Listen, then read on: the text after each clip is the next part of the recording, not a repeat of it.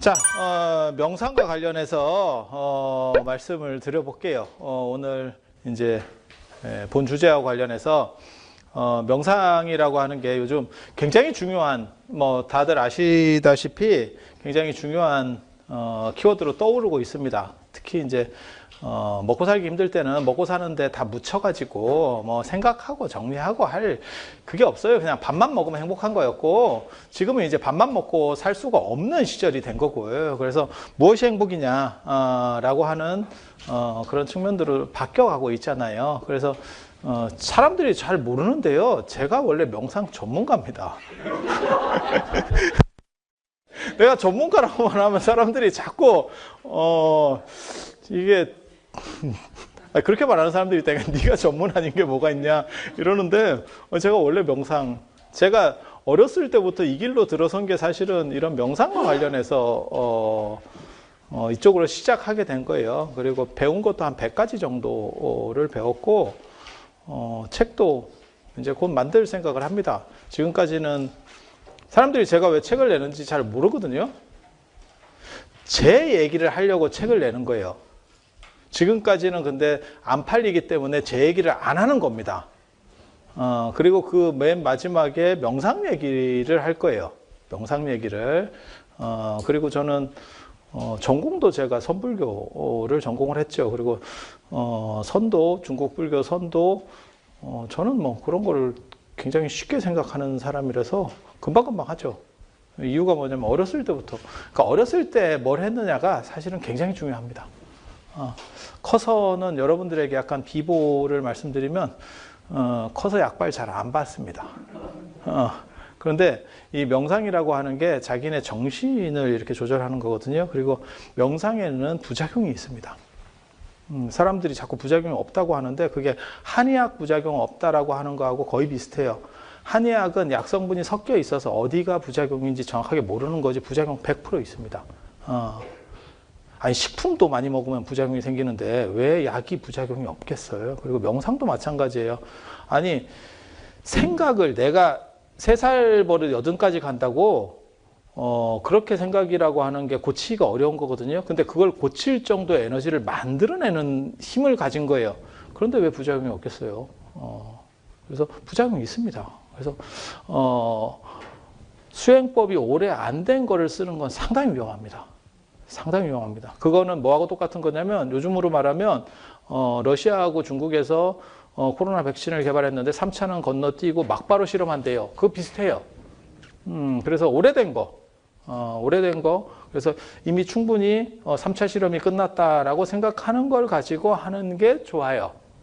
그래서 디스하면 남방불교 수행 저거 좀 위험합니다. 저 유효기간이 아직 인체 실험이 아직 덜 끝났습니다. 남방 쪽에서 윗바사나하고 저거 하는 거, 부처님 당대부터 전통적으로 해왔던 건데요. 쿨합니다. 그러면 스리랑카 쪽에서 그걸 배워오겠죠. 왜 미얀마 가서 배워오겠어요? 그래서 초기 불교 공부하러 가는 사람은 다 스리랑카로 가고, 그 다음에 수행하러 가는 사람은 미얀마 쪽으로 가거든요. 그 미얀마 쪽에서 수행법이 안 돼서 1900년대에 만들어내는 게 지금 윗바사나예요. 그래서 정통적으로 그런 흐름은 없었습니다. 물론 그런 윗바사나나 사마타 같은, 그 중국에도 있어요. 지관법이라고, 천태대사도 지관법. 그리고 문화권이 다르면 수행법이 좀씩 안 맞아요. 사람마다 뭐하고 똑같은 거냐면 음식하고도 비슷한 거예요. 그러니까 모든 사람에게 다 맞는 방법이 있습니까? 그런 거 없습니다. 그래서 동네마다 다르고, 그래서 불교라고 하는 게 원래는 명상주의에서 시작된 종교고, 중국으로 근데 인도 불교의 명상법이 못 넘어옵니다. 문화권이 달라서. 그래서 천태지자대사가 지관법이라는 걸 만들어서 천태종을 하나를 만들어내는 거고, 하지만 그거 가지고는 조금 대세를 점하지를 채 못했죠. 천태종도 물론 상당히 큰 종파예요. 그래서 나중에 그보다 후에 당나라 중기쯤 되면 이제 남종선이라고 하는 선불교가 하면서 이제 드디어 먹히기 시작하는 거죠. 그래서 불교가 중국에 들어온 거는 AD 67년, 그 이전부터 들어왔을 거예요. 그러니까 기록에 나오는 게 AD 67년이니까요. 그래서 한 600년 동안 수행법이 없었던 겁니다. 수행법이 제대로 된 게 없었고, 그게 이제 문화권적 차이에 의해서 튕겨져 나갔다고 보시면 돼요. 그게 더운 지역 수행하고 추운 지역 수행의 차이 때문에 그렇습니다. 그리고 동남아시아 쪽도 수행이 안 되는 거예요. 그럼 뭐 선불교는 잘 되느냐? 선불교도 지금 잘 안 됩니다. 잘 되면 지금 이런 시절에 불교가 막 번성을 하겠죠. 근데 제가 농담 삼아 그런 말 하거든요. 우리나라에 2대 화두가 있어요. 화두 중에 뭐 1700공안 어쩌고 저쩌고 하지만 2대 화두가 있습니다. 하나가 이먹고 들어보셨을 거예요. 절에 안 다니는 사람도 한 번 정도는 들어봅니다. 시신마라고 하는 거고 그냥 우리말로 하면 이먹고. 고려 말에 벌써 그런 양장체가 생기거든요. 그게 하나가 이먹고고 하나가 뭐냐면 조주무자입니다. 무무관 제1칙으로 나오는 조주무자. 계에게도 불성이 있느냐? 그거 못 들어보셨어요? 근데 한 번만 더 생각하면 그게 요즘 사람한테 안 궁금해요. 내가 개도 아니고 개에게 불성이 있는지 없는지 그게 뭐가 궁금해.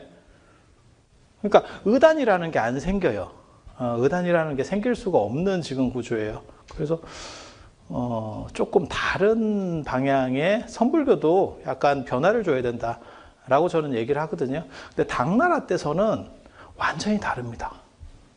당나라 때서는 완전히 다릅니다. 그래서 제가 주장하는 거는 당나라 때선 얘기를 하는 거고 그게 선의 황금 시대라고 하는 거예요. 그리고 지금 이제 여러분들이 흔히 절이나 이런 선원이나 이런 데서 아실 수 있는 뭐 화두를 잡고 뭐 3개월 동안 이렇게 앉아 있어요. 뭐 이거 송나라 때 방식입니다.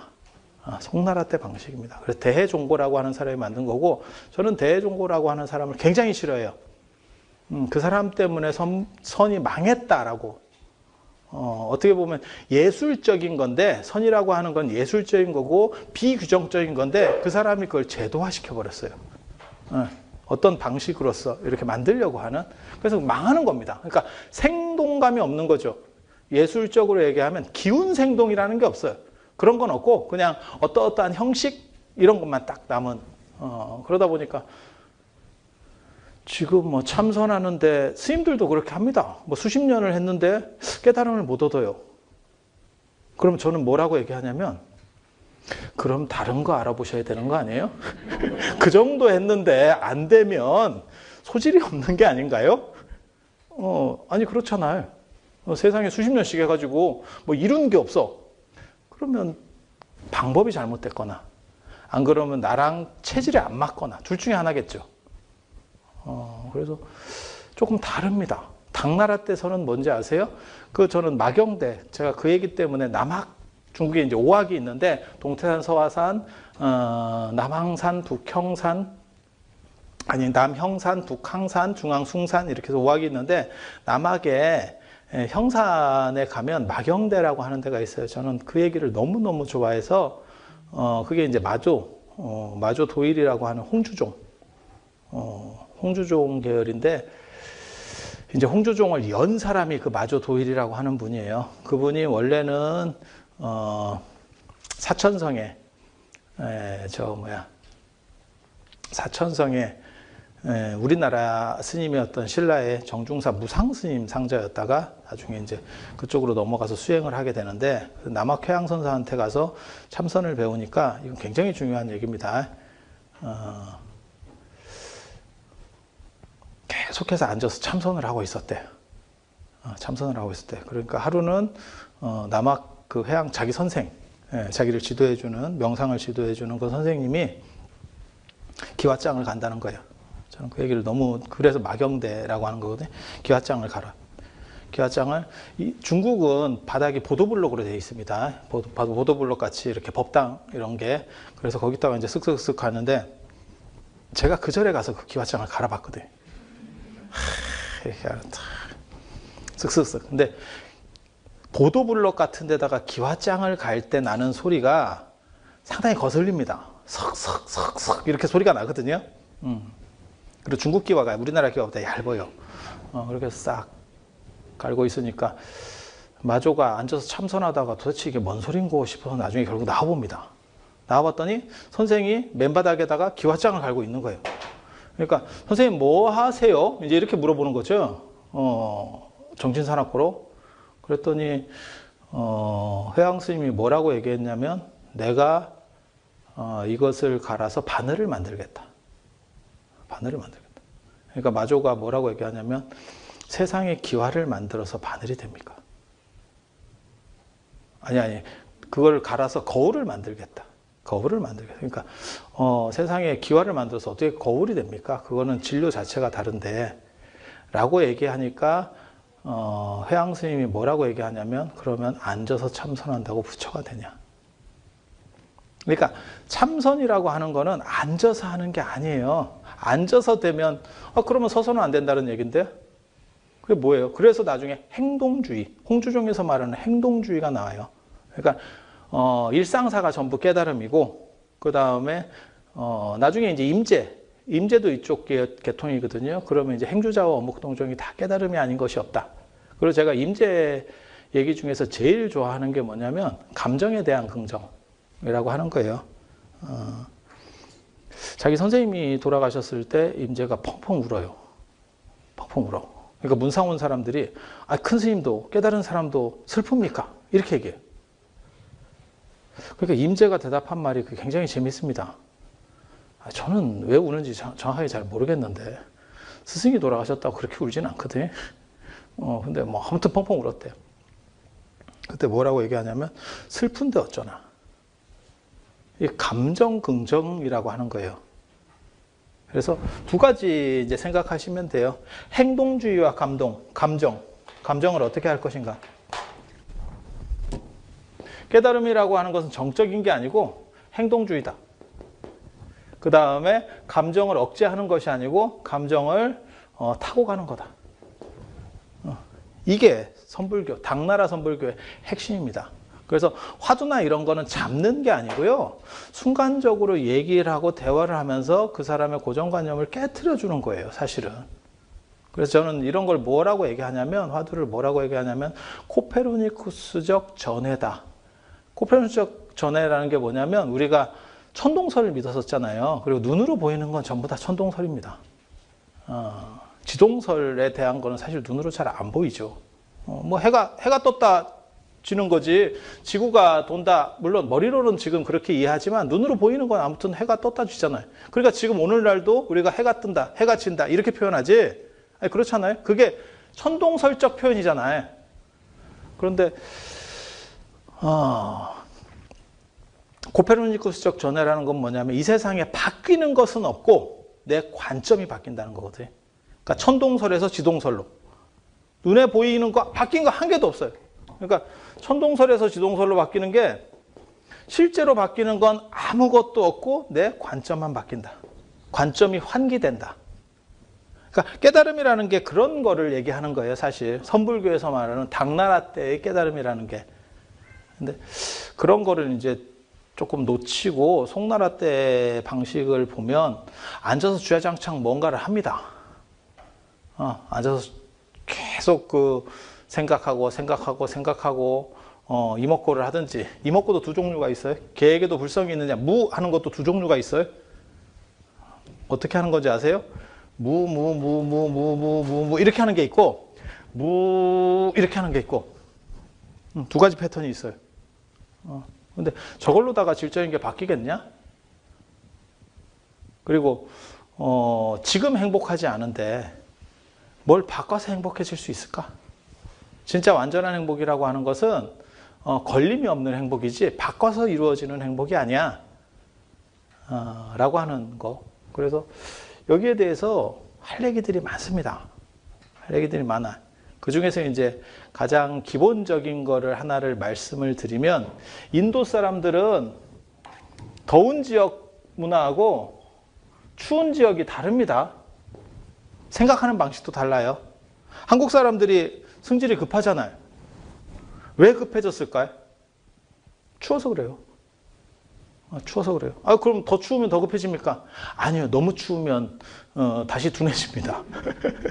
그래서 어느 정도 추운 지역에 있는 사람들이 가장 빠릇빠릇하게 움직여요. 그게 우리나라 정도 위도입니다. 지구를 이렇게 삥 둘러봤을 때 우리나라 정도 위도고 우리나라 정도 위도가 대부분 다 한때 선진국이었거나 안 그러면 뭐 인류 역사에서 무언가 자취를 남긴 게 전부 우리나라 정도 위도에서 일어납니다. 그거보다 더 위로 가면 동태고 남쪽에 가면 이제 퍼지니까. 먹고 사는 건 남쪽이 훨씬 유리해요. 근데 너무 먹을 게 많으면요, 사람이 머리를 쓰지 않습니다. 제가 그런 얘기 하잖아요. 여기에 지금 여러분들이 만약에 예를 들어서 20명이 계신다고 그러고 빵이 20개 있으면요, 하나씩 받아가세요. 여유롭습니다. 제가 언제나 설날 세배 선물 줄 때 딱 하는 행동이 있거든요.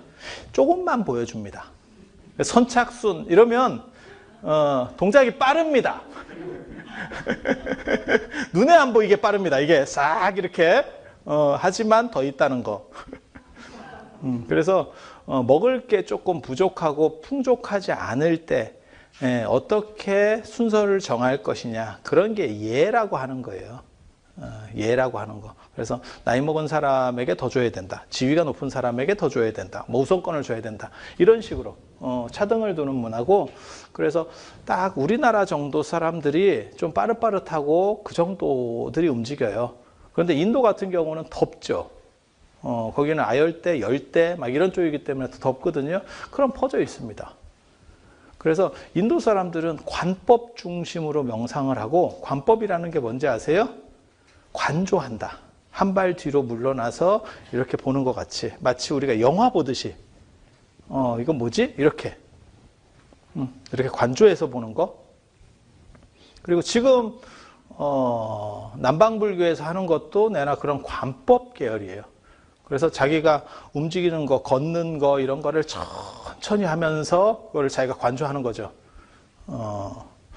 그런 식의 관법은 원래는 인도에서는 예전부터 있었지만, 지금 남방불교에서 하는 방식을 만든 거는 1900년대 초반이고, 그게 유나라다라고 하는 스님이 만든 거고, 그 다음에 그 방법은 저는 동아시아 우리나라 사람한테는 거의 잘 안 된다고 생각하는 사람이에요. 왜? 이 동네는 추워서 그러고 있으면 속에서 천불이 납니다. 천불이 납니다. 그래서 그런 방식이 잘 안 맞아요. 실제로 인도에서 중국으로 불교가 넘어올 때 보면 인도 불교의 수행법들이 같이 넘어왔어요. 그게 안세고라고 하는 사람의 소승성관 전례, 중국 불교사에 그렇게 나옵니다. 그래서 대념처경, 안반수의경 이런 것들이 초기에 넘어와요. 그게 숫자 세는 거, 나중에 이제 그런 걸 가르쳐 드릴 거예요. 숫자를 1, 2, 3, 4, 5, 6, 7, 8, 9, 10 수식관입니다. 그 다음에 내쉴 때 1, 2, 3, 4, 5, 6, 7, 8, 9, 10 이렇게 하는 거. 그 다음에 어떤 관법 같은 거, 이런 것들이 들어왔는데 중국 사람한테 안 먹혀요. 요즘은 날씨가 좀 더워져서 조금 먹히는 것 같기도 하고, 먹고 살기가 좀 편해지고 그러면 조금 먹힐 수 있을 거예요. 근데 저는 그렇게 생각하거든요. 종교가 정당하게 기능을 하고 사회를 리드하면 그 사회는 맑고 건강한 사회여야 한다. 뭔 뜻인지 아시겠어요? 그러니까 미얀마 불교에 깨달음이 있다면 그 나라가 그렇지 않을 것이다. 실제로 불교가 번성했을 때, 인도에서 번성했을 때는 인도가 제일 잘 살 때예요. 동아시아에서 번성했을 때, 그러니까 중국으로 말하면 수나라 당나라 때고, 우리나라로 말하면 통일신라 시대 때입니다. 그때 우리나라가 제일 번성하고 문화적으로 용성했을 때예요. 그러니까 정신 문화가 높은데 물질이 그지 같아요라고 하는 거는 거의 성립이 안 됩니다, 사실. 그리고 물질이 어느 정도 이상 수준이 받쳐주지 못하면 정신적으로 못 올라갑니다. 그래서 이 세상에서 행복지수가 높은 나라들이 여럿 있어요. 그 중에 하나가 늘상 나오는 게 북유럽, 노르웨이, 핀란드, 스웨덴. 가보면 여유롭습니다. 확실히 있는 놈들이라 달라. 이런 생각이 들어요. 그리고 또 어디냐면 부탄 이런 데 있잖아요. 진짜 죽도 밥도 아닐 것 같은 나라들. 미얀마가 우리나라보다 행복지수가 아마 조사하면 높게 나오지 싶습니다. 저도 정확하게는 모르겠는데 높게 나오지 싶습니다. 근데 참고로 말씀드리면 북한도 우리나라보다 행복지수가 높아요. 왜? 걔네는 비교 대상이 없는 행복이거든. 여러분 어렸을 때 그거 기억나세요? 진짜 아무것도 없을 때 자기가 불행한지 몰라요. 왜? 마을 전체가 아무것도 없으니까. 그래서 제가 그런 얘기 하거든요. 언제부터 우리가 불행해졌느냐? 자치기, 비석치기, 공기, 땅 따먹기 이런 거 할 때는 불행한지 몰랐어요. 그거는 모든 사람에게 주어지는 놀이기구거든. 그냥 가서 눈 밝은 놈이 하나 주워오면 되는 거예요. 돌멩이. 네, 그리고 저녁에 버리고 가. 그리고 그 다음날 또 주우면 돼. 여기 가서.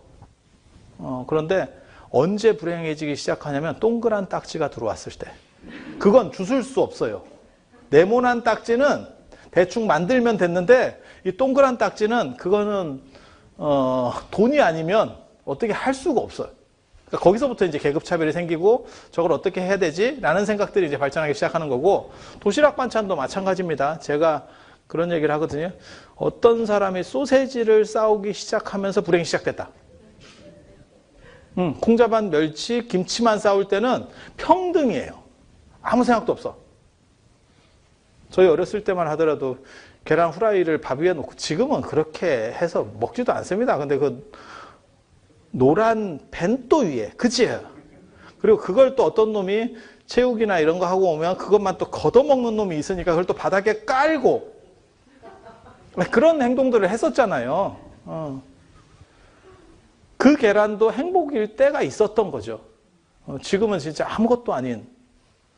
그래서 여러분들이 지금 생각하셔야 될 게, 행복이라고 하는 게 보는 거하고도 관련이 많이 돼요. 단순히 그러니까는 내 스스로를 조절하는 거 그런 부분들하고도 연관이 돼요. 그리고 어떤 전체적으로는 어떤 관점을 가졌느냐. 그래서 객관적인 것과 주관적인 것 두 가지를 생각해 보셔야 돼요. 객관과 주관. 주관적 행복이라고 하는 건 내가 조절할 수 있는 거고, 객관적인 거는 주어지는 거예요. 그러니까 북유럽 사람들이 여유로운 거는 사실 저거는 객관적 행복입니다. 객관적 행복. 그리고 거기서 내가 어떻게 생각을 할 것이냐에 대한 부분이 주관적 행복. 그리고 우리에게는 객관적인 것들은 선택 여지가 별로 없어요. 그래서 주관적인 거를 바꿔가는 게 명상이 되는 거죠. 그러면 이것만 가지고 사람이 행복하냐? 그렇지는 절대 않습니다. 행복이라고 하는 거는 객관으로부터 결코 자유로울 수 없어요. 그래서 제가 부탄이나 미얀마 같은데 저 행복지수 떨어뜨리는 거, 개발되기 시작하면 행복지수가 급격하게 떨어질 겁니다. 그러니까 전부 거지같이 살면 불행한지 모른다니까요. 아마존에 원시림에 사는 애들도 행복하다니까요. 왜? 아무것도 없어요. 그냥 벗고 다녀도 행복한 거예요. 그런 걸 보고 동물의 행복이라고 하는 겁니다. 동물의 행복. 개도 행복하다니까요. 쥐도 행복해, 쥐도. 그래서 그런 행복은 깨지는 행복이에요. 그래서 그런 행복 말고 객관적인 것도 어느 정도는 바탕이 되고, 주관적인 것. 그리고 주관적인 정신문화가 어느 정도 이상 올라가면 객관적인 거는 당연히 성취될 수밖에 없어요. 그래서 제가 그런 얘기 하는데, 이 세상에 우리나라도 경제 성장을 많이 했지만 우리나라를 선진국으로 놓을 수 있느냐의 판단에서 가장 큰 걸림돌 중에 하나가 뭐냐면, 결정적인 문화력을 내세울 만한 그런 게 있느냐? 라고 하는 부분에서 약간 떨어지죠. 그러니까 지금 아마 이태리가 아마 골로 가면서 저 코로나 영향도 더 받고 이러면서 그 옛날에 그 피그스 사건부터 시작해서 골로 가면서 아마 우리나라보다 GDP가 떨어질 겁니다. 이태리가. 제가 정확하게는 모르는데 거의 삐까삐까 했었는데 이태리가 좀 높았거든요. 근데 아마 뒤집어졌을 겁니다. 그래도 메이드 인 이태리라고 하는 게 디자인이라든지 의류에서는 먹어주죠. 메이드 인 코리아가 먹어줄 것 같아요? 그건 아니죠. 그건 아니죠.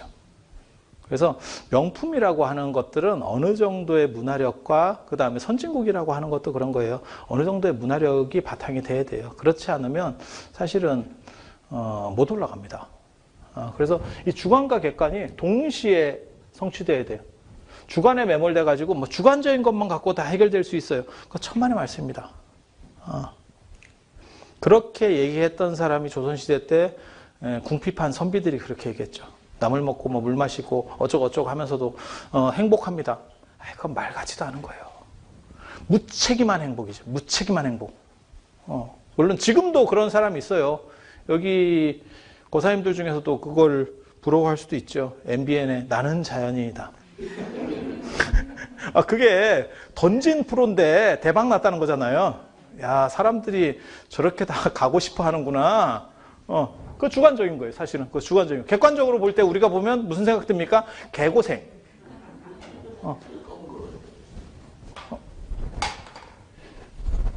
그래서 주관객관이 어느 정도의 적절성을 가져야 돼요. 그래서 저는 맹자에 나오는 그 말을 굉장히 좋아하거든. 유항산이 있어야 항심이 있다. 기본적인 소출이 있어야 그 마음을 잃지 않고 유지할 수 있다. 유지할 수 있다. 그래서 기본적인 전제, 그러니까 객관이라고 하는 부분이 어느 정도는 돼야 되고 그 다음에 주관. 그리고 이 둘 중에 어느 하나가 너무 기울어요. 그거는 거짓말입니다. 그거 갖고는 안 됩니다. 정확하게 말하면. 안 되는 겁니다. 그런데 되는 것처럼 얘기하는 건 뭘까요? 약 파는 거죠. 약 파는 거죠. 그 의료기 그 판매하시는 분들한테 가면 모든 병이 다 났을 것 같아. 옥장판 뭐 이런 거 이상한 거 뭐 몇 개만 사면 그 똑같은 장판인데 그 장판은 또 100만 원 이상 되는 고가의 장판이에요. 근데 그 장판에서만 차면 모든 게 다 났을 것 같아. 야, 걔네들 말만 되면 거기에 노벨상이 막 수도 없이 달려 있어요. 근데 사실은 그런 건 실제하지 않죠.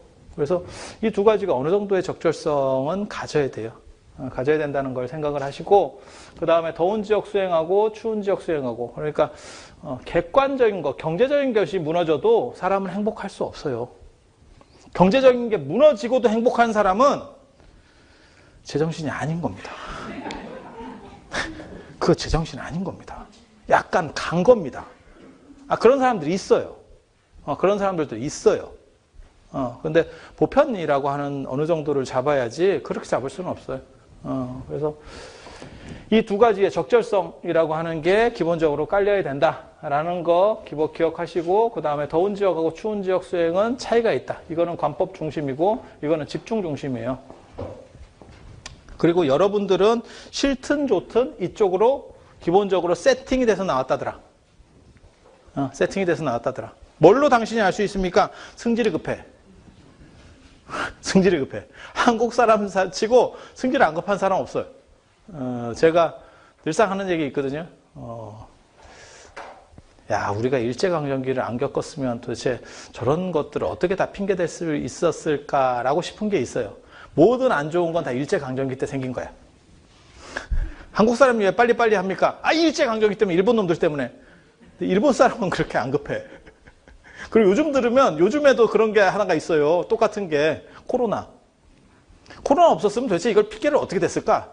행사를 했는데 사람이 없어요. 코로나 때문에. 뭘 하기 싫었는데 이번에 좀 안 했으면 좋겠어. 코로나 때문에.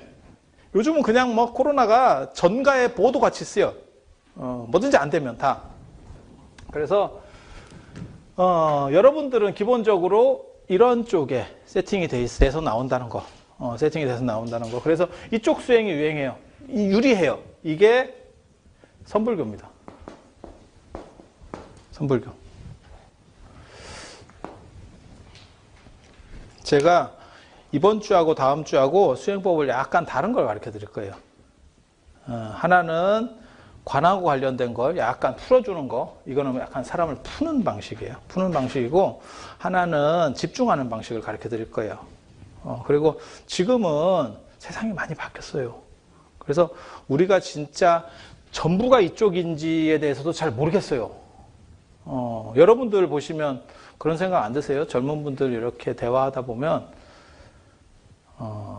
자기 애들도 그렇고, 야, 요즘 애들은 참 똑똑해, 말도 잘해. 하지만 우리 때는 어른한테 저렇게 말 못했는데. 동시에 드는 생각. 그게 동시에 드는 생각. 그게 내 자식이면 똑똑한 쪽으로 좀 더 가는 거고, 남의 자식 같으면 이제 네 가지가 없다. 이제 이런 쪽으로 안에서 판단이 약간 바뀌어. 내 자식이면 똑똑해. 남의 자식이면 저게 조금 부족해. 가정교육을 덜 받았나? 이렇게 어디다 말대답을 이렇게, 물론 뭐 그렇게 말도 못해요. 지금은 어디다 말대답을 하느냐라는 표현도 할 수가 없는 세상인데, 그래서 세월이 바뀌었어요. 세월이 바뀌었어요. 그래서 자기에게 맞는 방식을 찾는 게 굉장히 중요해요. 자기에게 맞는 방식. 그래서 더운 지역 수행법에 대해서 잠깐만 정리해드리고 추운 지역 수행법 얘기를 해드릴게요. 더운 지역 같은 경우는 전체를 이렇게 한 발짝 떨어져서 관조해 보는 것 같은, 그러니까 어떤 식으로 비유가 나오냐면요, 마치 수정구슬이 물에 떨어진 것처럼 이렇게 비유를 하거든요.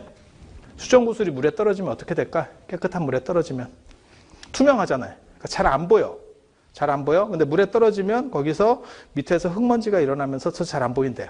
그거를 찾을 때 손을 넣어서 그냥 막 찾으면 먼지가 계속 나기 때문에 그걸 찾을 수 없다는 거예요. 그래서 그냥 좀 냅두면, 조금만 물이 지나가면 아무리 투명도가 좋아도 물하고는 약간 또 투명도가 다르잖아요. 그러니까 이렇게 집어낸다는 거거든요. 그걸 관조한다라고 하는 거예요.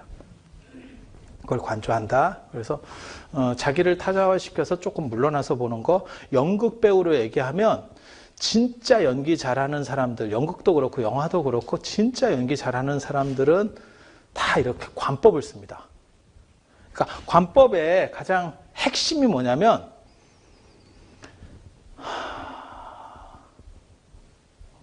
일체가 돼 있으면서 관조해 볼 수 있는 거예요. 그러니까 예를 들어봐. 햄릿 지금 연극을 하는 거예요. 그러면 그 햄릿 연극에서 몰두해 있는 사람이 죽느냐 사느냐 이것이 문제로다 이러면서 괴로워하는 겁니다. 그러니까 그걸 즉자화라고 하는 거거든요. 딱 붙어 있는 거예요. 그렇게 이제 메소드 연기가 되겠지. 하지만 동시에 이 사람은 입금됐나를 생각해 봐야 됩니다. 입금됐나? 내가 이렇게 했을 때 상대가 더 호응을 하고 결국 나는 더 대우받는 배우가 되지 않을까? 이게 생각이 돼야 돼요. 전부 이 역할에다가 매몰되면 안 됩니다. 매몰되는 동시에 타자화가 이루어져야 돼요. 이게 즉자화와 타자화의 동시성이라고 하는 거거든요. 진짜 잘하는 배우 중에서 저 역할이 너무 최적이라 못 태어나오는 사람이 있어요. 그러면 망하는 겁니다. 그 대표적인 인물이 누군지 아세요? 올리비아 하세입니다.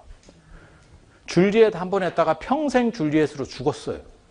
다른 거 아무리 연기 변신을 해도 안 먹혀요. 올리비아 하세의 줄리엣을 압니까? 여러분 얼굴을 보면 이미 다 아실 만한 세대들이에요. 이건 뭐 모를 수가 없죠. 그죠? 저기 이제 연세 많으신 분들 같은 경우는 올리비아 하세만 알겠어요? 그 전에 무성 영화도 알 것 같은데. 그렇게 가는 게 있고, 연기 변신을 빨리 하는 사람이 있어요. 이 연기를 할 때는 진짜 그 사람, 그 연기의 그 배역은 그 사람 걸 딱 보는 순간 저 사람 외에는 없는 것 같아. 다른 사람이 대체가 안 될 정도로 연기를 했어. 그런데 또 다른 배역으로 가니까 거기도 그 사람이 딱 맞아. 그러니까 연기 변신이 자유로운 사람. 그게 최고예요. 이해가 되시죠? 그러니까 관이라고 하는 것은 즉자와 곧 거기에 확 붙어 있지만 또 다른 일부분이 빠져나가 있어야 돼요. 빠져서 그걸 지켜보는, 나를 지켜보는 나. 이렇게 되는 게 최강입니다. 이게 진짜 관이에요. 그냥 뭐든지 물에 물 탄 듯 술에 물 탄 듯 나는 한 발 뒤로 물러나 있고 이런들 어떠하리 저런들 어떠하리 만수산 드렁치기 얽혀진들 어떠하리, 그거는 무능한 겁니다. 그렇게 살면 안 돼요. 그러면 그거는 관이라고 하는 수행에 대해서 이해를 제대로 못하는 겁니다. 이렇게 되면 어떤 일이 벌어지냐면 이런 식으로 즉자와 타자화가 동시에 이루어지면서 이걸 영화적으로 성공한 영화가 있어요. 그게 매트릭스입니다. 안에서 치열하게 싸우지만 결국 그건 허상이었어. 되게 재밌어요. 아니 근데 허상인데 뭐하러 그걸 싸운대? 저만 빠지면 되지? 생각이 좀 달라. 제가 늘상 얘기하는 거 있어요. 사람은 어떤 걸 먹어도 8시간 지나면 배가 고파. 맞죠? 아무리 비싼 걸 먹어도. 그러니까 신라 호텔에 가 30만 원짜리 밥을 먹든 삼각김밥 1,000원짜리 3개를 먹든 결국 배고픈 건 똑같아. 배부른 건 똑같고 8시간 지나면 똑같이 배고파. 물론 제가 먹어보니까 비싼 거 먹으면 조금 더 오래 가더라. 그 시간이 좀 더 오래 가더라. 그렇긴 한데 아무튼 결국은 배가 고파요. 아무리 좋은 걸 먹어도 12시간 지나면 배가 고플 거야. 그렇지 않을까요? 그러니까 싼 걸 먹어도 돼요 라고 말하는 사람 무식한 사람입니다. 그러니까 비싼 걸 먹을 가치가 있는 거예요. 이해가 됩니까? 인생도 마찬가지예요. 여러분이 어떻게 생각하시는지 모르겠는데 이건희 회장 얼마 전에 돌아가셨잖아요. 야, 상속세만 10조래. 나 환장하겠다. 그죠? 그 어른이 그렇게 안 쓰러졌으면 미리 좀 뺐을 건데. 몰라. 네. 이게 좀 위험한 말일 수도 있는데 뭐 좀 했을 건데 너무 쓰러지니까 불시에 쓰러지니까 뭐 어떻게 하지도 못하고 그냥 그대로 묻혔다가 지금 끝난 거 아니에요. 그래서 뭐 야, 10조면 기업도 대기업이 나올 만한 정도잖아요, 지금. 아니, 그렇지 않아요? 어느 정도 이상의 큰 기업을 살 정도의 돈이에요. 근데 그걸 상속세로 낸다 하니, 야, 나도 저런 상속세 한번 내봤으면 좋겠다. 막 이런 생각이 들어요. 난 상속세 많이 내고 싶은 사람이라니까요? 여러분도 그런 생각 안 들어요? 그죠? 나도 한 10조씩 냈으면 좋겠다. 아유, 원이 없겠네.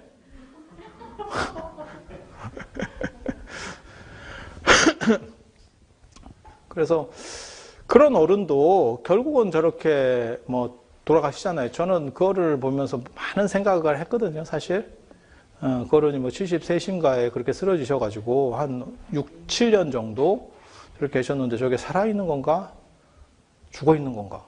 안 그러면 저 존재하는 건가? 존재하지 않는 건가?에 대한 철학적 생각도 있는 거고, 야, 돈이 많아도 73세 저렇게 한다는 거는 참 이게 돈이 한계가 있구나 라는 생각도 드는 거고, 아니 그냥 타산지석으로 생각하는 거예요. 뭐 잘됐다 못됐다를 생각하는 게 아니고 그냥 그걸 가지고 교훈을 얻는 거죠. 이렇게. 근데 어떤 사람이 그렇게 얘기하는 거야. 그 어른이 돌아가시는 걸 보고 자기 자식한테 어차피 인생 70년 정도면 저렇게 간다. 그러니까 너는 노력할 필요가 없어. 그렇게 가르치나? 야, 그것 좀 공부 열심히 한다고 네가 무슨 뭐 1000년 만년 살겠냐? 어차피 저렇게 부자도 저렇게 가잖아. 그러면 공부할 필요가 뭐 있어? 좋은 직장에 갈 필요가 뭐 있어? 돈 벌 필요가 뭐 있어? 국가에서 20씩 노령연금 주는 거 받고도 대충 살면 되지. 그렇게 사는 분도 저만큼 살더라. 그것도 논리적으로 말이 되잖아. 아니, 그렇잖아요. 그 삶과 그 삶이 같아요? 그러니까 치열한 동시에 타자화가 이루어져야 된다는 거라니까요. 치열과 타자화. 타자화 중심되면 그건 진짜 죽도 밥도 안 되는 겁니다. 불교에서 저걸 많이 착각을 해요. 그래서 뭐라고 얘기하냐면 자꾸 뭐 양보해라, 뭐 자비무적이라. 말 같지도 않은 소리요. 자비는 무적이 아니고 베풀어 줄 만한 사람한테 베푸는 거예요. 자비가 무적이 아니라는 걸 저는 정확하게 이해합니다. 왜? 양무제가 그러다가 죽었어요. 골로 갔어요. 그렇게 하는 거 아니에요. 왜? 세상에는 내가 양보해줬을 때 물러나주는 사람이 있는가 하면 굉장히 고마워요 라고 하면서 물러나주는 사람도 있지만 대부분의 사람들은 내가 한 발 물러나면 한 발 들어온다니까. 그래서 정확하게 어디까지 해야 하는 게 맞는지를 가르쳐주는 게 더 좋은 거예요. 그래서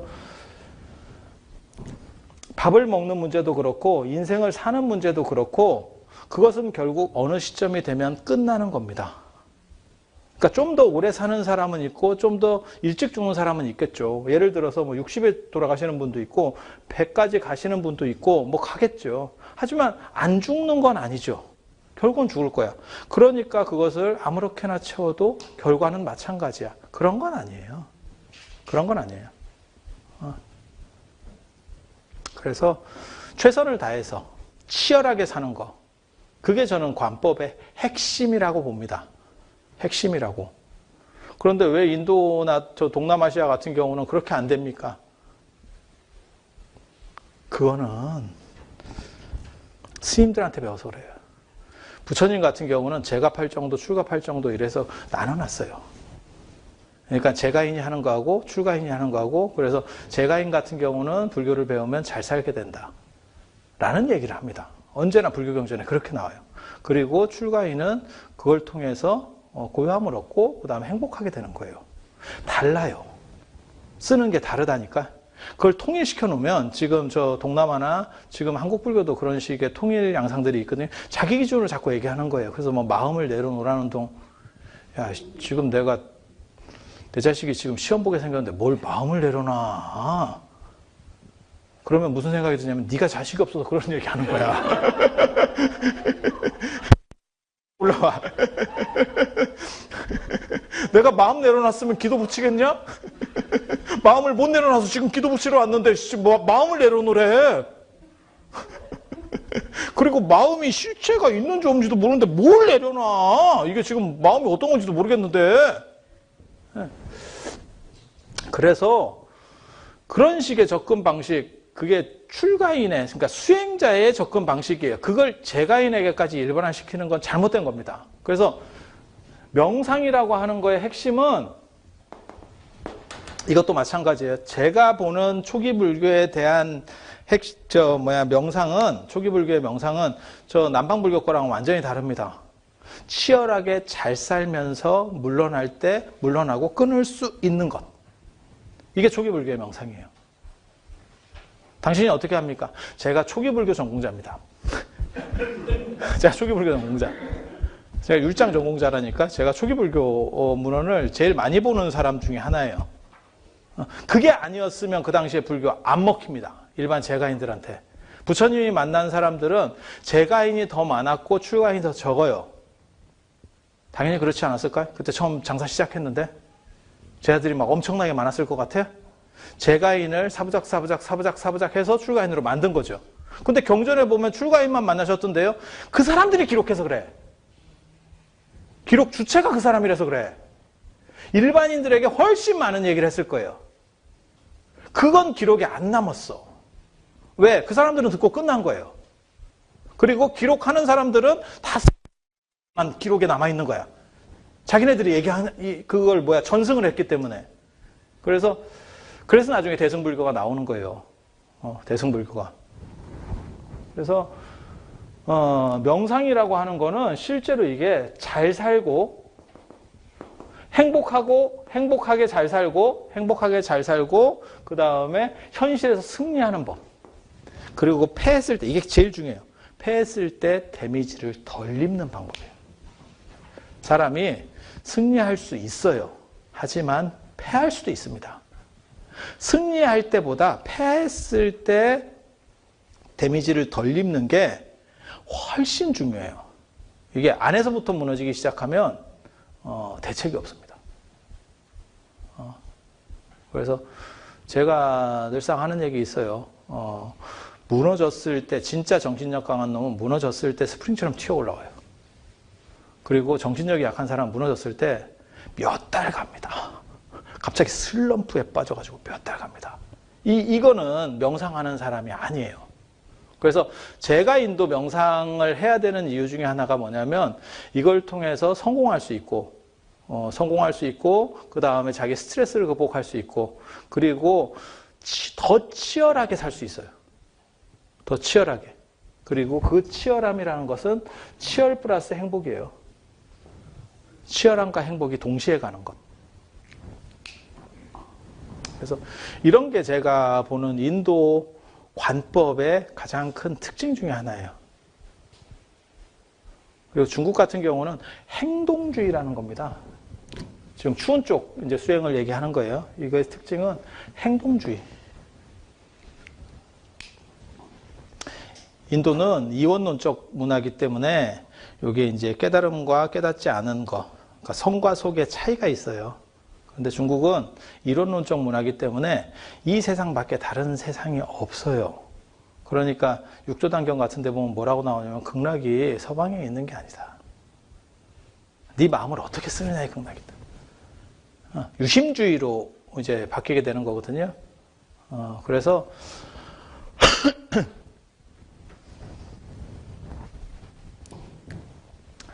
추운 지역 수행법, 그 다음에 이 방법에 있어서 가장 중요한 것은 현실과 유리되지 않는, 현실 플러스 명상. 명상은 현실 우리가 살아가는 것 속에 존재한다. 현실을 떠나서 존재하는 수행이라는 것은 있을 수 없다. 아까 얘기한 그 마경대 사건을 생각하시면 돼요. 거기서 얘기하는 게 뭐냐면 현실을 넘어서서 지금 네 자신을 넘어서서 있는 어떤 깨달음이라는 것은 존재할 수 없어. 그러니까 앉아서 명상한다는 건 웃기는 일이야. 너 자신이 행동하고 생각하고 그 자체를 언제나 깨어있기만 하다면 그 자체로 너는 완전한 거야. 제가 뭐라고 얘기하냐면 이게 이제 당나라식 문화인데 뭐라고 얘기하냐면 유일성에 대해서 자각하라. 제가 이런 얘기 하거든요. 사실 선불교에서 불성에 대한 얘기를 해요. 불성 들어보셨어요? 이 불성이라고 하는 게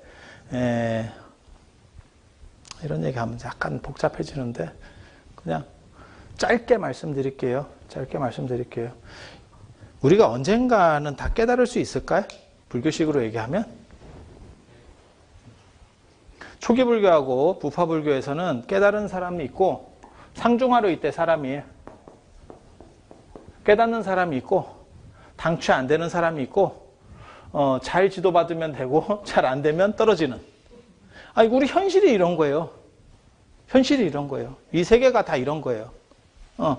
진짜 천재적인 사람이 있고 저거는 저 정도면 다른 직업 알아봐야겠다라는 그런 분이 있고 그 다음에 보통은 이 범주가 제일 크죠. 그죠? 그래서 이렇게도 올라갈 수도 있고 내려갈 수도 있고 아니 뭐 공부도 그렇고 직장 생활도 그렇고 취미도 그렇고 다 그래요. 이게 딱 해보면 처음 따다닥 몇 번 해봤을 때 이거 굉장히 나한테 잘 맞는 것 같아. 내가 딴 사람보다 굉장히 잘하는데 이런 게 있는가 하면 야 이거는 나는 아닌 것 같다. 이런 생각이 들 때 있어요. 공부를 해도 그렇고 공부에 이렇게 걸리면 인생 피곤해지죠. 인생 피곤해져. 그렇게 해서 이 세 가지 그래서 붓다가 되는 사람도 있고 붓다가 못 되는 사람도 있고 이 중간층 사람은 붓다가 될 수도 있고 못 될 수도 있고 이렇게 얘기하는 게 초기 불교에서부터 부파 불교까지예요. 근데 대승불교는 뭐라고 얘기하는 거냐면 시간이 오래 걸릴 뿐이지 너희는 언젠가는 다 돼. 이건 이제 현실적인 얘기를 하는 거고 미래라는 시간을 계속 주면 너희는 언젠가는 다 붓다가 돼. 그래서 이 둘을 없애버리고 이쪽으로 통일시키는 거예요. 단 지금 되는 게 아니고 조금 상태가 안 좋은 사람은 이런 사람은 한 100생 뒤에 이런 사람은 한 억생 뒤에 이해가 됩니까? 시간 배치를 이렇게 하는 게 아니고 차등을 이렇게 배치하는 게 아니고 그냥 시간으로 차등을 두는 거예요. 그래서 요법연화형 같은 데서는 제바달다 같은 사람도 언젠가는 붓다가 돼. 그 얘기는 뭐냐면 다 된다는 뜻이에요. 다 된다는 뜻이에요. 그렇게 해서 이렇게 시간적 차등만 뒀거든요. 근데 중국 불교에 오면 야 언젠가는 다 된다며. 그 다 되는 게 완전성이냐? 미래에 억년 지난 뒤에 우리가 붓다가 돼. 근데 그 붓다는 완전성 아니냐? 완전성은 불완전을 더한다고 되는 게 아니잖아. 금을 정제해. 금이 뭐냐면 순금이 있고 18K가 있고 14K가 있고 뭐 10K가 있고 순금의 개념이 뭐예요? 99.99거든요. 맞죠? 여기는 어떻게 되는지 정확하게 모르겠는데 여기에 만약 70% 금, 여기가 무슨 뭐 40% 금, 뭐 이렇다고 치면 이걸 순금으로 만드는 과정은 어떻게 될 것 같아요? 계속해서 정제를 하면서 불순물을 빼면 이쪽으로 올라가겠죠. 그러면 이 99.9까지 계속 올라간 거를 더 올리면, 더 정제를 계속 끌어올리면 어떻게 될 것 같아요? 9가 무한대로 늘어납니다. 100이 되느냐? 100이 안 됩니다. 현실에 100은 없습니다. 100% 금은 없습니다. 맞아요? 동의하십니까?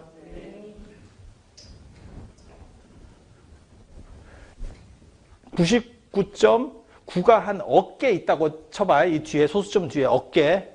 이거하고 100%짜리 진짜 순금. 이건 그냥 관념적으로 상상하는 거예요. 이거랑 이것이 같아?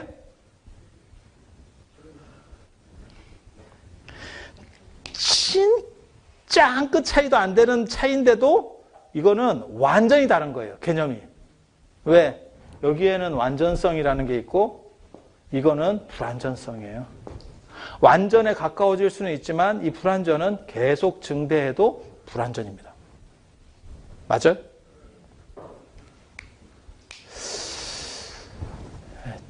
한 번만 머리 복잡하면 해결됩니다. 잠깐만 생각해봐.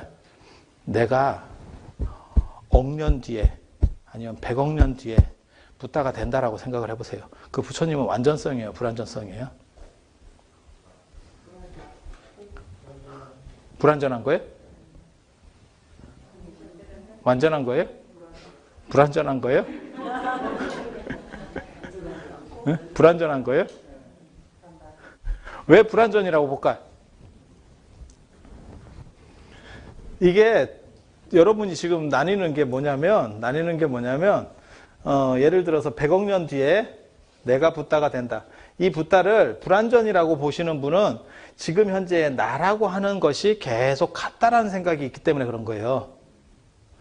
만약에 붓다를 완전성으로 보시는 분은 어떻게 되냐면 아니 불완전이면 이걸 추구할 필요가 없잖아. 불완전이면 언젠가 깨진다는 건데 그걸 추구해서 뭐 하겠어?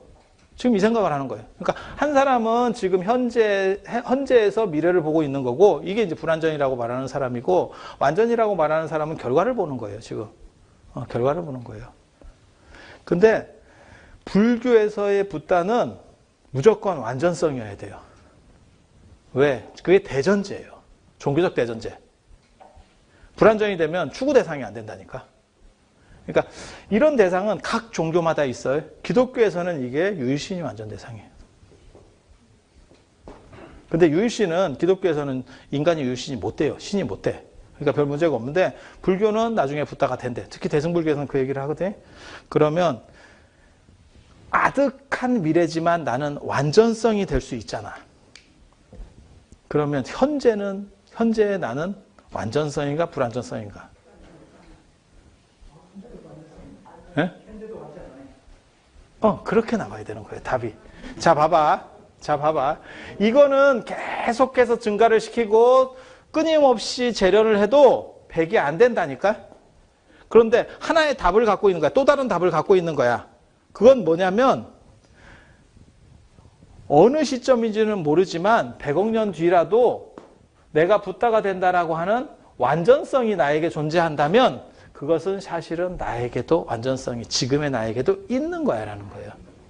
그 있다라고 하는 걸 불성이라고 얘기를 하는 겁니다. 이해가 됩니까? 안 되는 것 같은데 되는 척 되는 척 하는 거 아니요? 이거 되게 재밌어요. 이게 화엄에서도 나오는 거고 천태에서도 나오는 거고 설에서도 나오는 논리예요. 네가 만약에 언젠가 완전할 수 있다면 지금 너는 완전한 거다. 지금 너는 완전한 거다. 그런데 왜 지금 너는 불완전하다라고 생각하지? 완전한 건데? 완전한 건데 왜 상태가 메롱이야? 네? 왜 메롱이야? 그게 코페르니쿠스 같은 그 생각을 못해서 그렇대.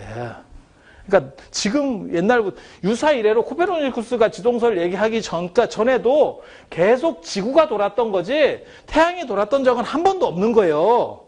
한 번도 없는 거예요.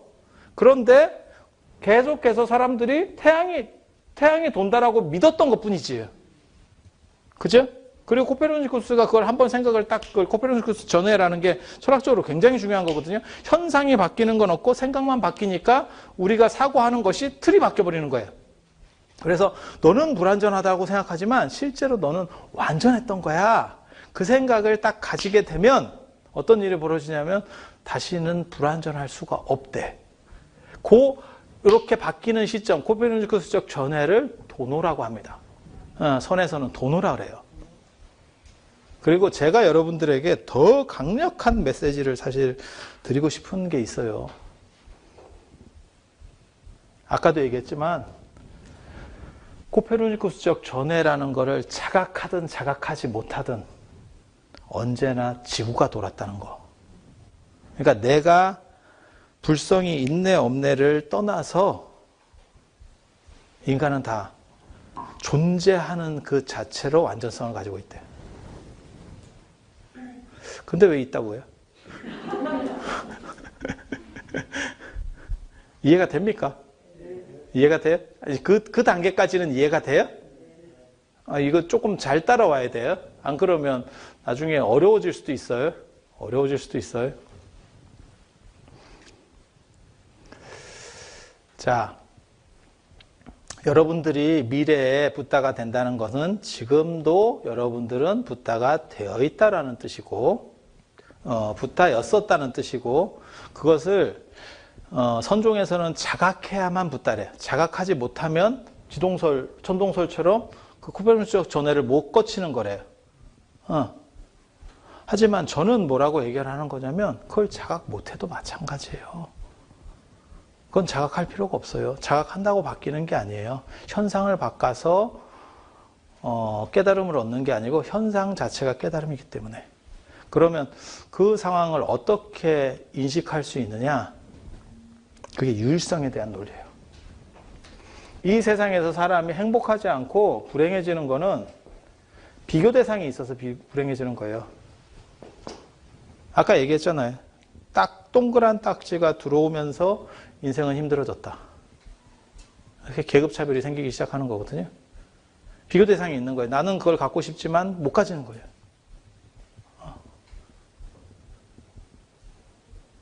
소세지 싸우는 사람이 있는 순간에 도시락 반찬에 폭풍이 휘몰아치기 시작하는 거예요. 그런데 한 번 더 생각해 볼까요? 똑같은 콩자반을 싸왔어도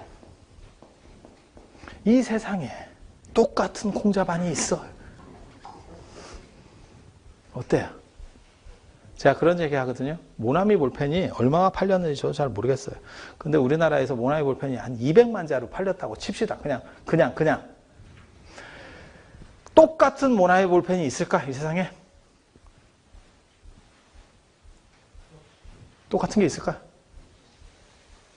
언뜻 보기에는 똑같아 보이지만 제품이 찍히는 시간하고 공간이 계속 다르죠.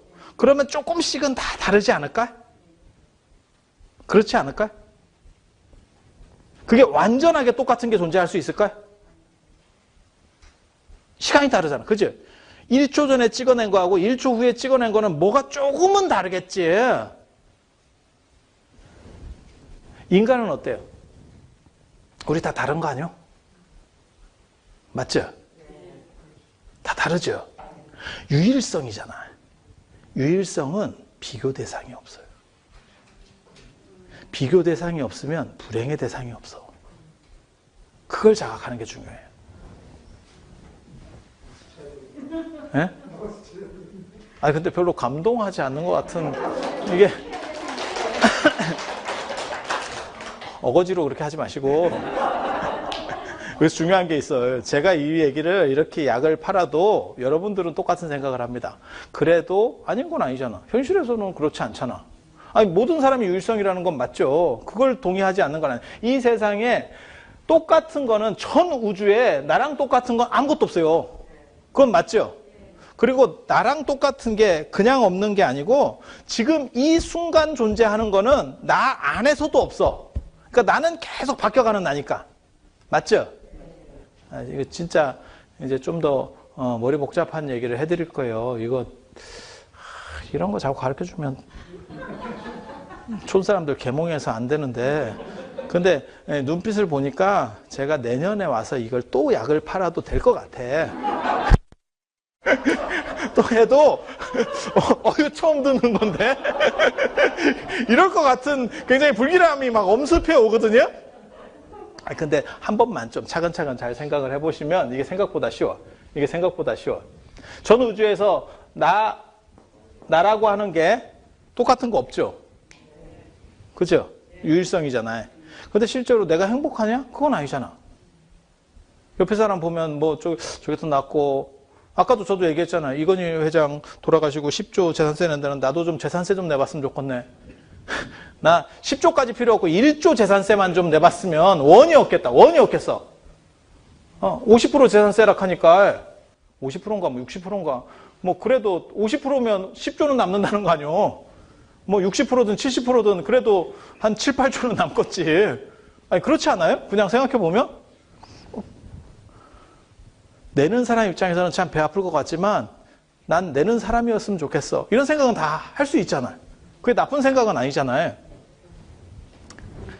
이게 지금 중요한 거예요. 맨 처음으로 넘어가면 그게 즉자화와 타자화라고 하는 거예요. 나는 유일성을 가지고 있고 하지만 치열하게 살아. 그 유일성과 치열성이 동시에 들어가는 거예요. 이해가 됩니까? 얼굴 표정은 아닌 걸로 이렇게 되면 이 다음에 좀 더 복잡한 개념이 나오는데 이거 못 따라올 것 같은데 근데 여러분들 뭐 힘들게 생각하실 필요는 없어요. 그냥 유일성에 대해서만 일단 생각을 해놓으세요. 전 세계, 전 우주에서 나 혼자밖에 없다더라. 그리고 어떤 것도 모두 하나씩밖에 없을 때는 비교할 게 없어요. 전부 다 독립성을 가지고 있어. 그러면 비교 대상은 이 세상에 존재하지 않아. 그리고 제가 늘상 얘기하는 게 있어요. 제가 공부법 책에서도 그런 걸 썼는데 1등을 받쳐주는 건 1등이 아니고 1등을 빛내주는 건 1등이 아니고 그 밑에서 받치는 놈들이다.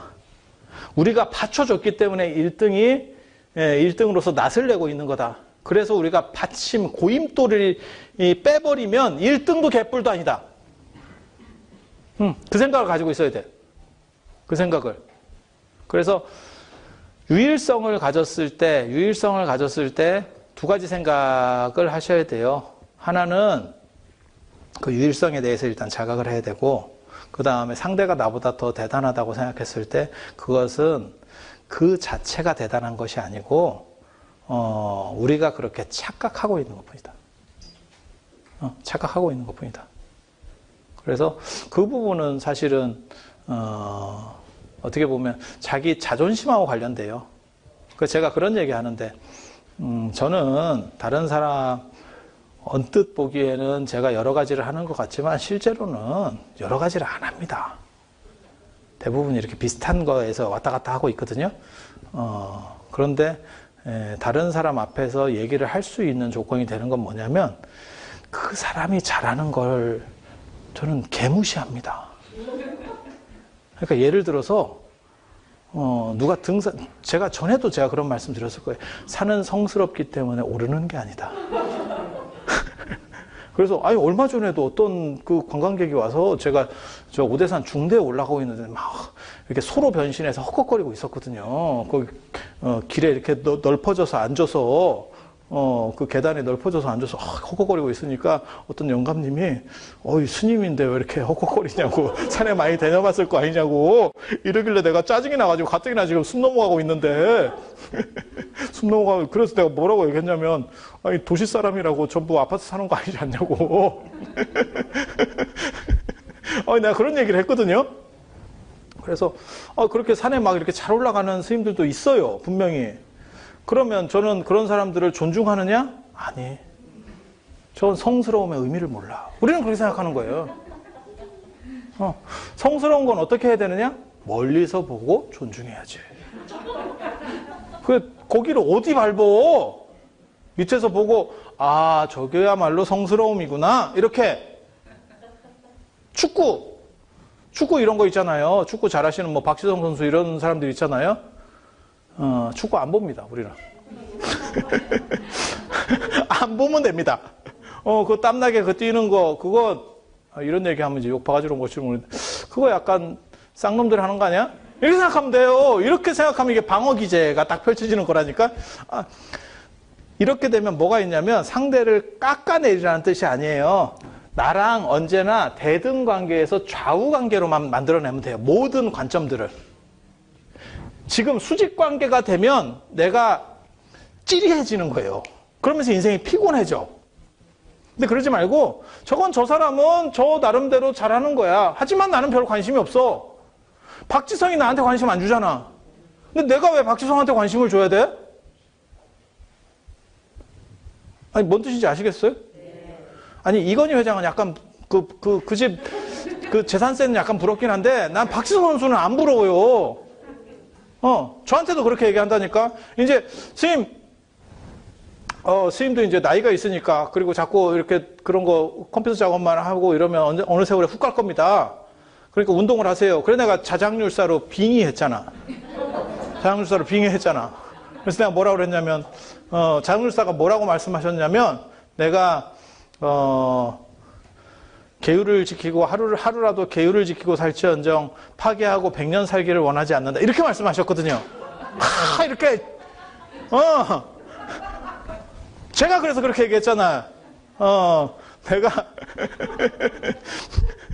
운동 안 하고 하루를 살지언정 운동하고 100년 살기를 바라지 않는다. 아니, 그렇게 하면 이 좌우 관계만 다 만들어내면 이 세상에 불행한 건 없어요. 그리고 이제 한 가지 더 이걸 해야 돼. 이거는 내 생각인 거고 상대하고 관련해서는 주목받는 게 좋아요. 그러니까 내가 잘할 수 있는 판으로 상대를 꽈서 넣어야 됩니다. 상대는 약간 불행해지기 시작하지만 내 만족도가 훨씬 좋아지거든요. 여러분도 지금 마찬가지예요. 이미 패가 말린 거예요. 여러분 지금. 왜? 제 얘기를 듣고 있잖아. 그러니까 저 사람은 되는 것 같아. 막 이렇게 듣고 있으면 저 사람은 되는데 나는 안 되는 거 아닐까? 이게 지금 패가 말린 거예요.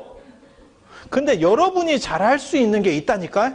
그걸로 가서 저를 패를 말면 돼. 그리고 그 패로 더 많은 사람을 말 수만 있으면 그럼 박지성도 될 수 있는 거예요. 박지성이 축구라고 하는 패, 많은 사람들이 선호하는 패를 가지고 잘하니까 최고 선수가 되는 거예요. 야, 저 사람은 대단해 라는 평가를 듣는 거야. 근데 그게 축구가 아니고 어디서 자치기 이런 걸로 내가 기가 막히게 잘해요. 잘한다. 사람들이 이렇게 평가하겠지. 자치기 잘하네. 이렇게 평가 안 하겠어요? 그러니까 외연이 넓은 걸 만들어내서 여기서도 마찬가지예요. 여기 몇 분 안 계시잖아요. 이것도 제가 얘기를 들었어요. 코로나 때문에 그렇대. 과연 코로나 때문일까? 싶기도 해. 코로나가 그렇게 무서운가? 뭐 그렇게 싶기도 하지만 저도 코로나 때문에 이렇게 됐다고 믿고 싶습니다. 저는 그렇게 잘 믿는 사람이에요. 유리한 건 잘 믿어.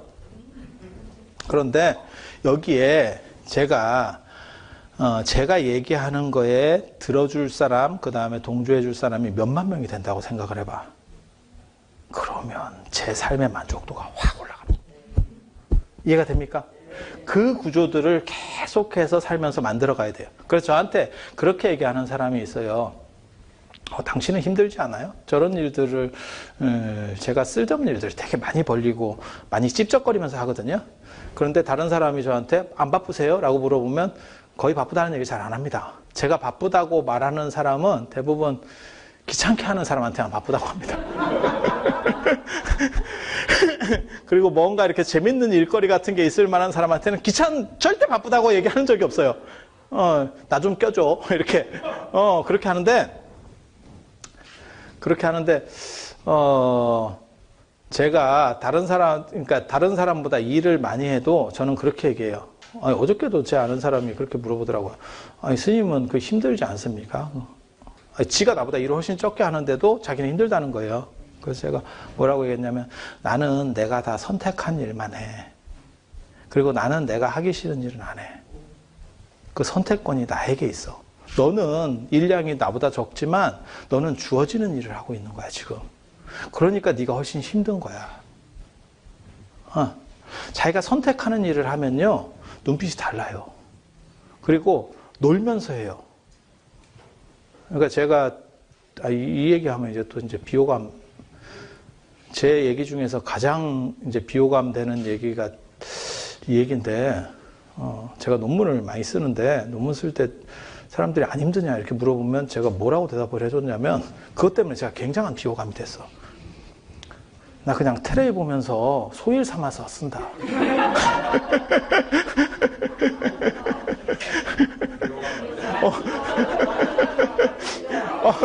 남들은 막 머리를 쥐 짜내갖고 쓰는데 우리 테레비 보면서 실제로 제가 테레비 보면서 논문을 써요.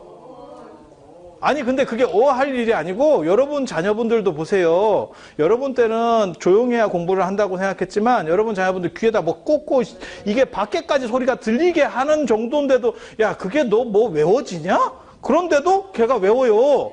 요즘 카페 같은 데 가봐. 그 음악은 자기가 선택한 이게 딱 패턴으로 움직이는 거잖아요. 요즘 카페에 가서 앉아 있어봐. 오만 잡소리가 더럽게 많은데 거기서 노트북 꺼내가지고 이걸 막 커피 한 잔 시켜놓고 몇 시간을 해요. 그러다가 커피 한 잔 더 이렇게 왜 너무 오래 끓는 것 같아? 이러면 한 잔 더 시키거든. 아니 주변에 많이 있어요. 걔네는 도대체 어떻게 공부한대? 아니야. 이게 사람이 습관 나름이고 자기가 좋아하는 일은요. 어느 상황에서 해낼 수 있어요. 지가 안 좋아하니까 조금만 밖에서 개 팔아 이런 소리 나면 막 짜증이 나는 거요. 개 팔아 알 정도면 오래된 또 사람. 옛날에는 되게 재밌는 게 옛날에는 그 특유의 억양이 있었다. 생각해보면 그 억양이 있었어. 두부장수도 이렇게 딸랑하는 뭔가가 있고 그 다음에 메밀묵 파는 사람도 그게 있었잖아요. 메밀묵, 사료, 찹쌀떡 뭐 이런 게 있었어요. 개파로도 있었고 그 억양들 그 유행어가 있었는데 요즘은 그런 게 없더라고요. 그죠? 이게 파는 사람들의 정신 자세가 좀 덜 됐는가 봐. 그래서 지금 여러분이 생각하셔야 될 게 자신을 무너뜨리면 절대 안 돼요. 그러니까 행복과 명상의 가장 기초적인 게 뭐냐면 나를 무너뜨리면 안 돼. 나를 무너뜨리면 안 돼. 그리고 진짜 싫은 일이면 제가 그런 얘기 합니다. 하지 마세요. 그리고 내가 싫은 일인데도 할 수밖에 없어. 용기가 없어. 입 닥치고 합니다. 그걸 싫어라고 말하면서 하면 더 싫어. 할 수밖에 없는 상황이면 그냥 입 다물고 하는 거예요. 입 다물고. 그리고 자기한테 자기 최면을 겁니다. 내가 좋아서 하는 거야. 좋아서 하는 거야. 이건 내가 봐주는 거다. 두드려 맞고 이거 내가 봐준 거다. 이렇게 생각이라도 해야 돼요. 안 그러면 너무 힘들어져요. 그게 부처님께서 말씀하신 두 번째 화살을 맞지 마라. 뭐 이런 거예요. 제일 안 좋은 게 안에서부터 무너지는 거. 그게 최강입니다. 제일 안 좋은 겁니다. 내가 내 스스로를 무너뜨리는 거. 그래서 제가 번뇌를 통제하는 방법 어떻게 하느냐라고 제가 그거 책에도 썼었거든요. 나중에 진짜 명상법 책을 쓸 거예요. 곧 제가 책을 많이 쓰는 것 중에 하나가 지금은 정리하는 책 중심으로 쓰는데 결국은 내 얘기를 쓰려고 작업을 하고 있는 거고 결국은 내 생각들을 나중에 쓸 겁니다. 근데 어떻게 내면을 통제하느냐. 사람들이 번뇌가 많아요. 번뇌는 안에서 교통정리가 안 돼서 그래요.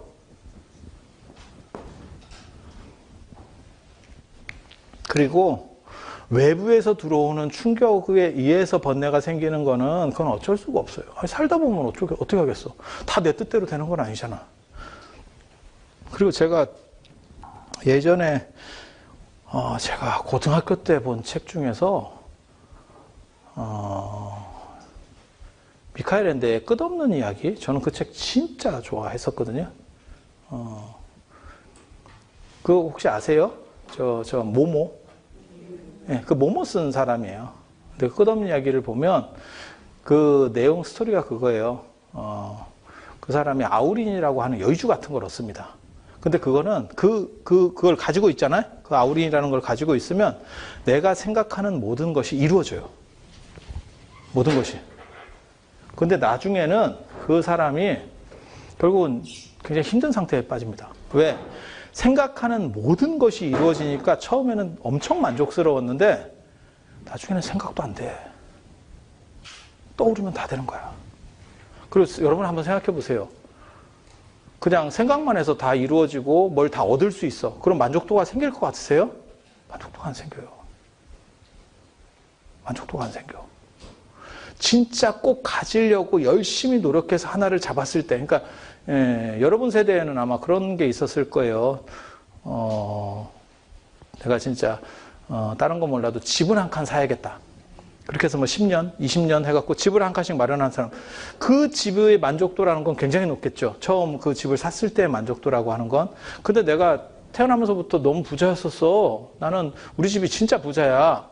그래가지고 집 하나 사주세요. 그랬더니 집 만족도가 다르죠. 그렇지 않을까요? 그래서 외부적 조건에 의해서 발생하는 번뇌는 어쩔 수가 없는 거예요. 하지만 내면에서 내 스스로 충돌을 일으키는 거는 내가 조절해야 됩니다. 그리고 여기서 문제를 발생시키면 이게 내면의 삼국지가 펼쳐지면요. 춘추전국시대 이런 거 펼쳐지잖아요. 사람이 바보 됩니다. 그래서 명상을 했을 때 만들어질 수 있는 것 중에 하나가 내면에 대한 정리예요. 통일제국을 성립한다. 통일제국을 성립한다.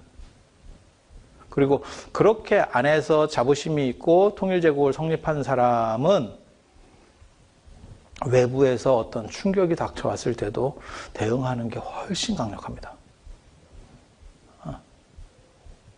그러니까는 뭐라 할까, 면역력이라고 할까? 코로나가 와도 아마 걸리는 사람이 있고 안 걸리는 사람이 있고 할 거예요. 지금 뭐 안 뿌려봐서 모르겠는데, 유럽같이 이제 확 퍼져도, 그러니까 젊다고 꼭 안 걸리는 거 아니에요. 젊은 사람은 치사율이 떨어지겠지만, 나이 들어도 안 걸리는 사람은 안 걸릴 거예요. 그게 이제 면역력이나 뭐 여러 가지 조건들이 관계가 되겠죠. 그래서 그거를 얼마나 잘 만들어 놓았냐에 따라서 화살이 날라와도 푹 꽂히는 경우가 있고, 이렇게 쓱 이제 튕겨나가는 거죠. 그게 달라요. 그래서 명상을 배우게 되면 안에 게 정리가 되고 사실은 그걸 튕겨낼 수도 있어요. 그래서 저는 그게 엄청 좋은 효과라고 생각을 하거든요. 그래서 성공의 지름길 중에 하나가 뭐냐면 내면에 대한 정리. 그런데 여러분들을 뵈니까 그거 정리해서 인생을 다시 하기에는 좀 늦었지. 그래도 괜찮아요. 여러분이 살아오신 날도 많지만 살아가실 날도 많아요. 그리고 그 살아가실 날은 정확하게 말하면 내리막길입니다. 내리막길에서 사람이 상처를 더 많이 받아요. 그건 100%입니다. 우리나라에서 노인 자살률이 비등하는 이유도 그거예요. 젊었을 때는 상처받는 말을 들어도요, 상처가 튕겨나갑니다. 아까 면역력처럼. 그런데 나이 들잖아요. 조금만 얘기하잖아요. 이걸 게다가 이 상처를 싸매요. 털어내는 게 아니고. 그래서 가끔씩 본다. 혼자 있으면서 이렇게, 아이씨, 저놈이 저 말했는데. 이러면서. 아니, 그게 오래 가요. 그래서 제가 그런 얘기를 하는 거예요. 부처님께서도 중화암경에서 그런 말씀 하셨지만 두 번째 화살을 맞지 말라라고 하는 것 중요한 거고, 내면에 내 스스로 충돌하는 사건들을 만들면 안 돼요. 그리고, 자기가 전 우주의 유일한 사람은 자기를 중심으로 우주를 돌리는 사람이에요. 저는 그 얘기 되게 좋아하거든요. 자기를 중심으로 세상을 돌릴 수 있는 사람이 가장 아름다운 사람. 들러리가 되는 사람은 어떤 조건 속에 있어도 재미가 없습니다. 아무리 좋은 조건으로 가도. 저도 제가 이렇게 살아보면서 그냥 모르겠어요. 제가 여러분들보다 더 많이 안 살아봤기 때문에 뭐라고 말씀을 못 드리겠는데, 맨 처음에는 그 자리에 들러리만 가도 좋을 줄 알았어. 근데 좀 들러리 몇 번 서보니까 이건 사람이 할 짓이 아니야.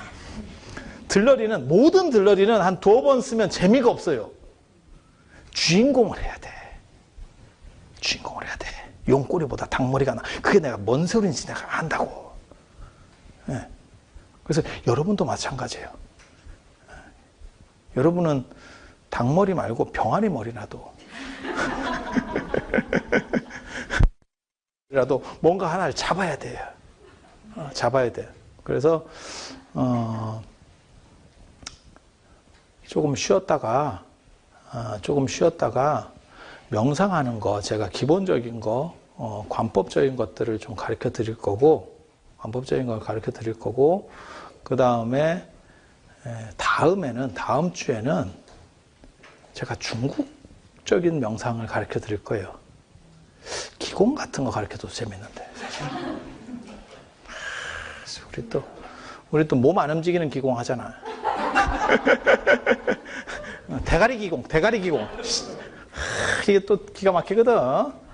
그런 거 있어요.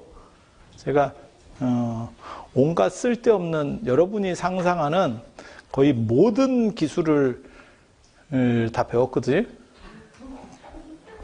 전설의 고향에 나올 듯한 그런 비법들 있잖아요. 내가 어렸을 때 다 배웠다니까요. 근데 한 가지 단점은 이 세상은 전설의 고향이 아니야. 그게 이제 단점이죠.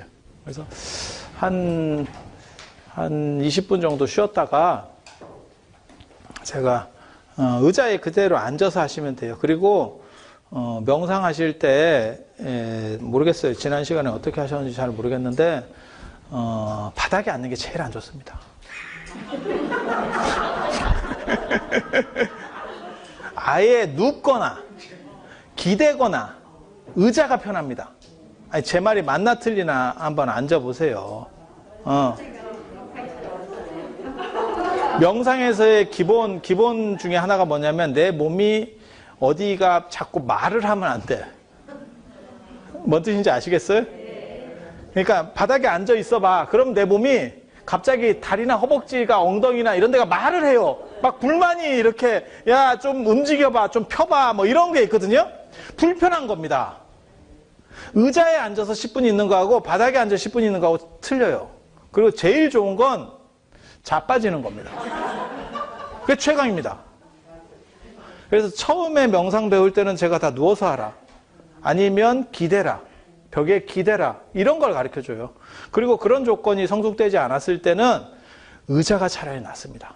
그리고 이 의자도 이제 그 상황에서도 이렇게 가부좌가 됩니다. 가부좌 해보면 의외로 편합니다. 아니, 한번 해보세요. 그럼 다리가 있는데 안 돼요? 아니, 저걸 좀 밀고. 그거 앞에 아플 때기를 치우면 된다니까? 그것도 생각보다 편해요. 의외로 이게 생각보다 편하다니까. 맨바닥에 그냥 양반다리보다 의자에 앉아서 가부좌가 오히려 더 편해요. 그것도 그냥 편해. 그리고 다리 뻗고 기대 앉고 이러면 편해요. 그래서 제가 늘상 얘기하는 거 있어요. 쿠션 같은 걸 많이 써라. 그래서 그런 잔소리 한 20분 뒤에 또 잔소리 할게요. 뭘 매겨놓고 한대요. 근데 매겨놓고 이게 명상하면 사람이 자는데? 그래서 나중에 만족도 조사하면 피로가 풀려서 만족도가 높다고 대답했나? 몰라. 아무튼 한 20분 뒤에 뵙도록 하겠습니다.